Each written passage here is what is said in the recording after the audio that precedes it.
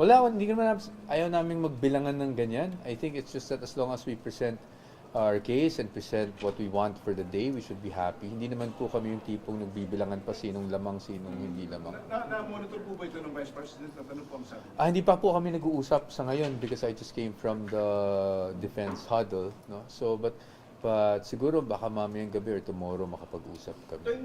But- Attorney, kasi yun nga, isa sa mga naging key points ng trial kanina is the elevation of Senator Jesus Cordero as presiding officer. So what's your thought about po doon sa pag-elevate ni ni Senator Jesus presiding officer? And meron nga po may mga po sinasabi na si Senator Cayetano na baka daw po ito labag sa Constitution.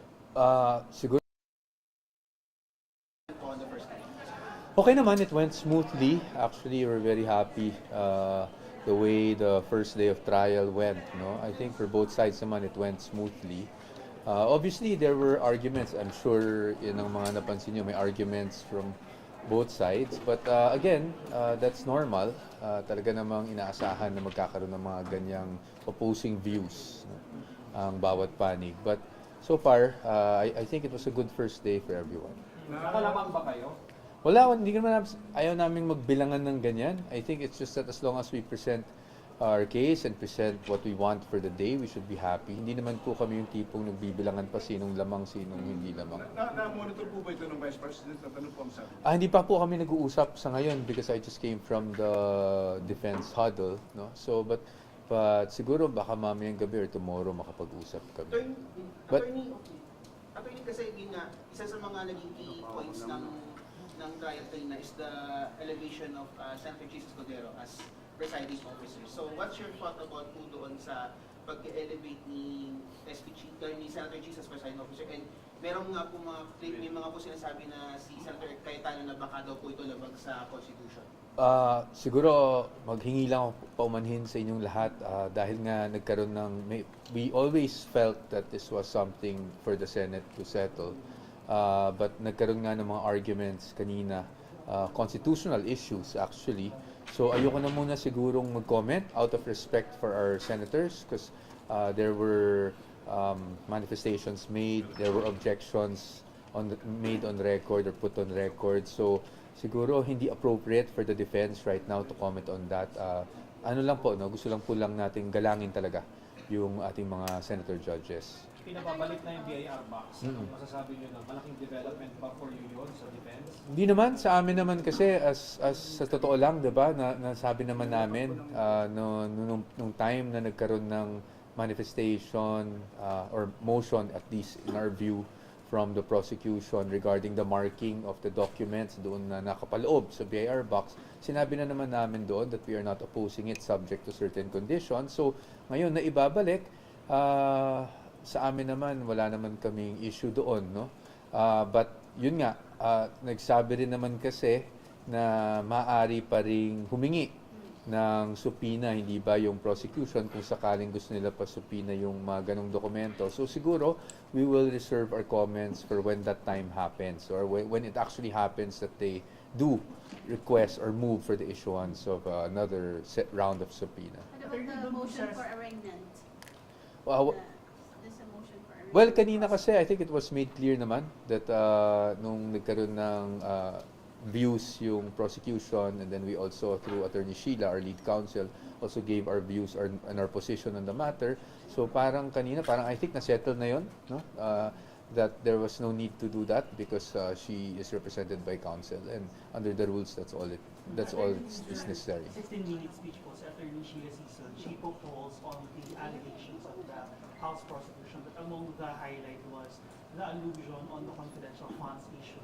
Binanggit niya po si DBM, dating DBM Secretary Amena Pangandaman and former ES Versali, basically saying the confidential funds were approved by the President nonetheless. Ano po masasabi sa argument? Was that a conscious decision to highlight that? Well, of course, everything in an opening statement is a conscious decision, di ba? Wala naman dyan na bigla na lang nasabi. So, but sa atin, again, I like to apologize to you. Kanina, we were reminded by the presiding officer that we cannot talk about the merits or discuss the merits in public. to preserve the integrity of the proceedings. So hindi mo na ako comment dyan. It is what it is, kung anong nasabi ng aming lead counsel, and definitely talagang she really prepared for her opening statement, and we were happy with her opening statement. Just a follow-up on that lang, sir. Reaction lang din daw. Kasi the argument there was, yes, it was approved by the Malacanang, but it was the OVP, the DepEd, which dispersed the sentence. Yeah, that's why I don't want to really, I understand where you're coming from. That's why I don't really want to get into it. Kasi lahat naman yan mapag-uusapan during the course of the trial. Ito pa naman ay opening statement. So, ibig sabihin, nilalatag lang namin, no, yung kumbaga yung perspective namin o yung posisyon namin doon sa kasong hinahawakan namin. So, this is all preliminary, so to speak. So siguro makikita naman natin, hindi naman malilimit sa mga ganyan lang na statements ang buong trial. So makikita na lang natin siguro pag naglatagan na tayo ng ebidensya kung totoo, hindi totoo yung mga aligasyon laban sa Vice President. Sir, ang magiging sequence daw ng articles of impeachment 413. Yes. Okay ba kayo doon? Anong nakikita nyo doon sa sequence na yun? Oo, iyan sa totoo lang, yung ganyang sequence, no, that is, we have to also be factual and objective about it. Talaga namang prerogative yan ng prosecution. Sila ang may say kung ano yung gusto nilang unahin. Tayo, wala naman tayong naging problema dan. Kaya nga kung napapansin nyo, we did not register any objection. Ang gusto lang naman talaga natin is ma-disclose, sabihin sa atin kaagad kung ano ang order of trial, ano ang order ng presentation nila ng evidence nila, nang sa ganun, makapaghanda naman tayo.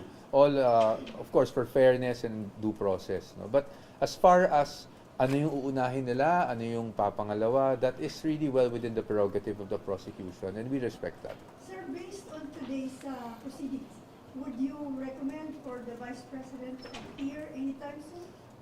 Well, right now, I think it's too early to say. Wala pa kaming ganyang iniisip. Again, whether we recommend or not, ma'am, I'm sorry. I know the public is very much interested in that, and that's why I understand your question.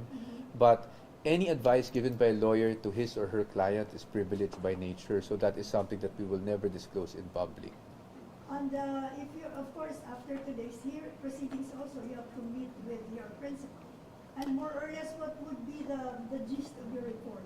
And based on your today's Again, proceedings. communication between attorney and client, ma'am, is privileged. But rest assured that para lang po masagot ko rin naman yung tanong kahit pa paano, is we really update the Vice President regularly. In fact, I talk to her, if not once, at least several times a day on different matters, no, various matters, including impeachment. So, ano naman po, she's always apprised and updated kung ano yung nangyayari.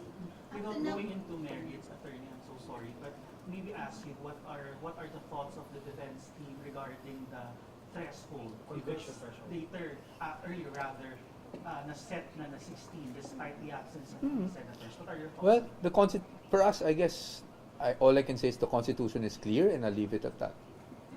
Attorney, tomorrow magsisimula na yung presentation ng witnesses. Handa na po ba ang defense para sa first day witnesses ng prosecution? Yes, in fact, handa kami today. Because all along, we thought na kahit today, masisimulan na, no? Kumbaga, ipipresenta na yung unang witness ng prosecution. So, handa na kami today. Yung magko-cross-examine, handa na rin, no? So, lahat yan, talagang nakahanda kami for presentation of evidence ng prosecution today.